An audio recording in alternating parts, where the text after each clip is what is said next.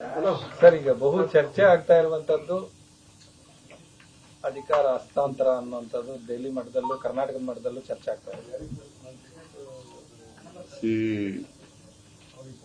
ಸುರ್ಜೇವಾಲಾ ಅವರು ಬಹಳ ಸ್ಪಷ್ಟವಾಗಿ ಹೇಳಿದ್ದಾರೆ, ಇದು ಲೀಡರ್ಶಿಪ್ಗೆ ಮಾಡ್ತಾ ಇರ್ತಕ್ಕಂಥದ್ದಲ್ಲ. ಲೀಡರ್ಶಿಪ್ ಇಶ್ಯೂ ಚರ್ಚೆ ಇಲ್ಲ ಅಂತ ಹೇಳಿದ್ದಾರೆ ಅಲ್ವಾ? ಹೇಳಿದಾರ ಇಲ್ಲ? ಅಲ್ಲಿ ಹೇಳಿದ್ದಾರೆ.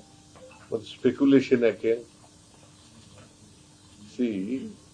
ಅವರು ಜನರಲ್ ಸೆಕ್ರೆಟರಿ, ಕರ್ನಾಟಕ ಇನ್ಚಾರ್ಜ್, ಅವರಿಗೆ ಹೇಳಿದ್ಮೇಲೆ ಮತ್ತೆ ಯಾಕೆ ಸ್ಪೆಕ್ಯುಲೇಷನ್ಗಳು ಮಾಡ್ತಾ ಇರೋದು ಪತ್ರಿಕೆಯವರು ಮತ್ತು ಟಿವಿ ಚಾನೆಲ್ಗಳು.